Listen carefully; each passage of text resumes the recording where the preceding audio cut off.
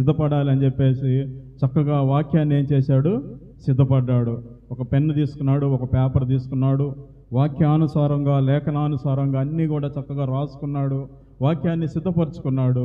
సిద్ధపరచుకొని ఆదివారం కొరకు ఎదురు చూస్తూ ఉన్నాడు. ఎప్పుడు ఆదివారం వస్తుందా, ఎప్పుడు ఈ యొక్క ప్రత్యేకమైన దేవుని రోజు నేను మందిరంలో వర్తమానం అందించాలన్న ఆశతో ఉర్రూతలూగుతూ ఉన్నాడు.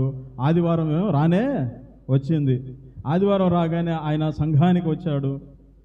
ఆరాధన పాటలు అయిపోయినాయి, ఆరాధన అయిపోయింది. సేవకుడు పిలిచాడు, మన మధ్యలో ఉన్నారు పెద్దలు, వారు వచ్చి వాక్యాన్ని చెబుతారు అని చెప్పినప్పుడు ఆయన వచ్చి నిలబడ్డాడు, సంతోషంతో నిలబడ్డాడు. నిలబడి ఆయన వాక్యం చెబుతున్నాడు కదా. ఆయన మొదలుపెట్టాడు, అయ్యగారు నాకు ఇచ్చిన ఈ సమయాన్ని బట్టి నేను దేవునికి స్తోత్రాలు చెల్లిస్తున్నానని చెప్పి ఇంకా వాక్యాన్ని తీసి ఆయన ప్రకటన గ్రంథంలో ఆయన చెబుతా ఉన్నాడు. ఇదిగో ప్రభువారు త్వరగా వచ్చుచున్నాడు అని వాక్యం చెప్పాడు. ఆ మాట చెప్పగానే అందరూ కూడా అబ్బా ఏంది ప్రకటన గ్రంథం తీశాడు, ఇంకా ప్రకటన గ్రంథంలో ఉన్నటువంటి లోతైన మర్మాలు ఈ దినం మనకు బోధిస్తాడేమో అని చెప్పేసి అందరూ కూడా ఏం చేస్తారు, ఎదురు చూస్తూ ఉన్నారు.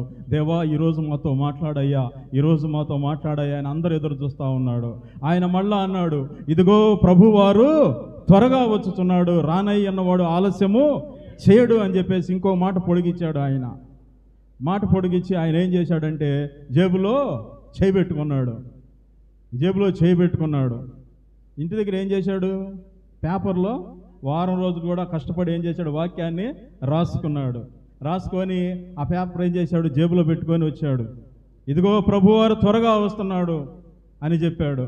చెప్పి జేబులో చేయబెట్టగానే పై జేబులో పేపరు కనిపించలా. ఈయన కొంచెం కంగారు వేసింది.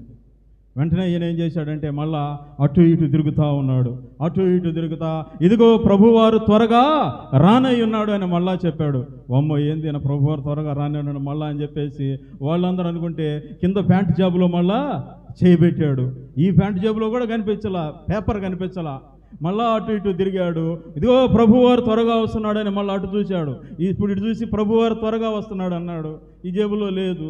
మళ్ళీ ఇటు చూశాడు, ఇదిగో ప్రభువారు త్వరగా వస్తున్నాడు అని ఈ జేబులో చేయబెట్టాడు. ఈ జేబులో కూడా పేపరు కనిపించలేదు. ఇంకా ఆయన కంగారు వచ్చేసింది. వాక్యం చెప్పాలిగా, వాక్యం చెప్పాలంటే పేపరు కావాలి, పేపరు లేదు. కంగారు వచ్చేసింది. కంగారు వచ్చేసి ఆయన ఏం చేస్తున్నాడంటే నా జేబులో పేపర్ ఉండాలి కదా, ఏమైంది అని ఆలోచిస్తూ ఉన్నాడు. అయితే ఆయన భార్య ఏం చేసిందంటే ఇంట్లో మా ఆయన ఈ ప్యాంట్ వేసుకున్నాడు, ఈ షర్ట్ వేసుకున్నాడు, గురువారం ఇదే వేసుకున్నాడు, శుక్రవారం ఇదే వేసుకున్నాడు, శనివారం ఇదే వేసుకున్నాడు, ఆదివారం కూడా ఖచ్చితంగా ఇదే వేసుకెళ్తాడేమో అని చెప్పేసి ఆ మేకుకు తగిలిచ్చినటువంటి జేబులో ఉన్నటువంటి పేపర్ తీసి ఆమె ఏం చేసింది, ఇంకో ప్యాంట్లో పెట్టింది ఆమె. ఈయనేం చేశాడు, అదే ప్యాంట్ వేసుకొని వచ్చాడు, దానిలోనే ఉందనుకొని. దానిలో పేపరు లేదు. పాపం ఇదిగో త్వరగా వస్తున్నాడని 5-6 సార్లు చెప్పాడు, కానీ నోట్లోంచి మాట రావట్లేదు, బయటికి రావట్లా. ఇంకంతే కంగారుగా అటు ఇటు తిరిగాత ఏం చేశాడంటే ఇట్లానే ఉంటే కాలు జారి ఒక ఆమె మీద పడ్డాడు. పొయ్యి నడుస్తా ఒక ఆమె మీద ముందుకి వెళ్ళిపోయి పడ్డాడు. కాలు తప్పిపోయింది, కింద పడ్డాడు. వెంటనే ఆమె దగ్గరికి వెళ్ళి అమ్మ ఏమనుకో బాకమ్మ, నాది తప్పు అయిపోయిందమ్మా, నేనే కాలు చూసుకోక నేనే నీ మీద పడ్డాను, నన్ను క్షమించమ్మా అంటే ఆమె ఏమంటుందంటే నీదేం తప్పు లేదు బాబు, నాదే తప్పు అయ్యా అని ఆమె అంటుందంట. తప్పు ఎవరిది? ఈయనది తప్పు. చూసుకోకుండా కాలు కిందేసి ఆమె మీద పడి ఆమె దగ్గరికి వెళ్ళి క్షమాపణ అడుగుతున్నాడు. ఏమని? అమ్మా నాది తప్పమ్మా, నన్ను క్షమించమ్మా అంటే ఆమె అంటుంది, ఏమంటుందంటే వద్దు బాబు, కాదు బాబు, నీ తప్పు ఏం కాదయ్యా, నాదే తప్పు అయ్యా అని ఆమె అంటుంది. ఆయన అంటున్నాడు, పెద్దదాని అమ్మ అట్ట మాట్లాడొద్దమ్మా, నీది కాదమ్మా తప్పు, నాది తప్పు అని మళ్ళీ ఆయన రెండోసారి అంటే ఆమె అంటుంది, చెబుతుంటే అర్థం కావట్లేదా నీకు? నీ తప్పు కాదు, నాదే తప్పు, నువ్వు ఇందాక నుంచి చెబుతున్నావు. ఏమని చెబుతున్నాడు? ఇదిగో నేను త్వరగా వచ్చుతున్నాను అని నువ్వు ఇందాక నుంచి చెబుతున్నావు కదా, నేను గనక నువ్వు చెప్పినప్పుడు నేను తప్పుకొని ఉంటే ఈ బాధ నాకు తప్పేది కదా అని అందంట ఆమె.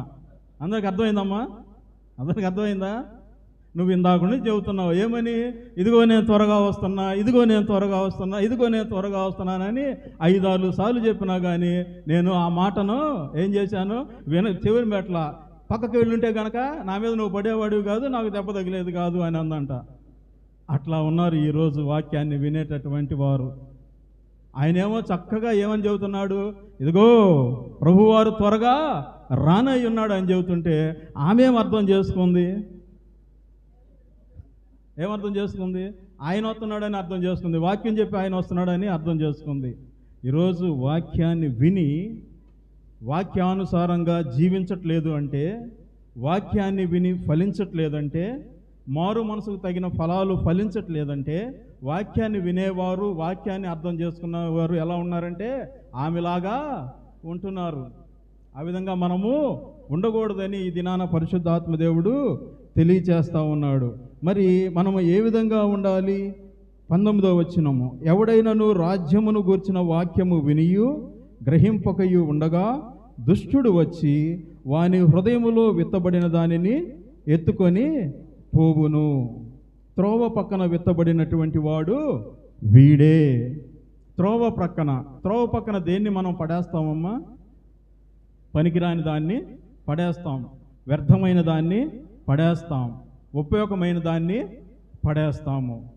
అటువంటి మనస్సులో వాక్యము విత్తబడినప్పుడు, విత్తనము వాక్యానికి సాదృశ్యము, విత్తువారు యేసుక్రీస్తు వారు. ఇప్పుడు యేసుక్రీస్తు వారు నేల హృదయానికి సాదృశ్యము.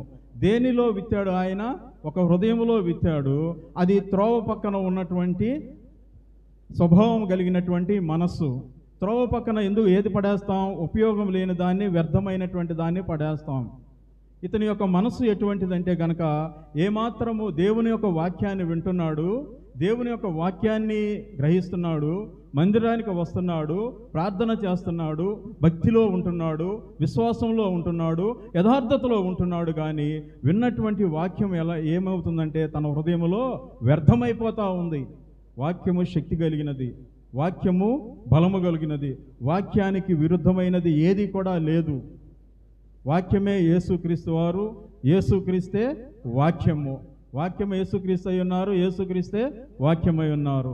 ఆది యందు వాక్యం ఉండెను, వాక్యము దేవుని యొద్ద ఉండెను, ఆ వాక్యమే కృపాసత్య సంపూర్ణుడై మన మధ్యకు వచ్చెను. ఆయనే యేసుక్రీస్తు వారు. యేసుక్రీస్తు వారు మనలో విత్తబడినప్పుడు, యేసుక్రీస్తు వారి మాట మనలో విత్తబడినప్పుడు అది గ్రహించినటువంటి వారు చాలామంది ఉంటున్నారు. త్రోవ పక్కనటువంటి విత్తబడినటువంటి వాడు ఏం చేశాడు? వ్యర్థం చేసుకున్నాడు.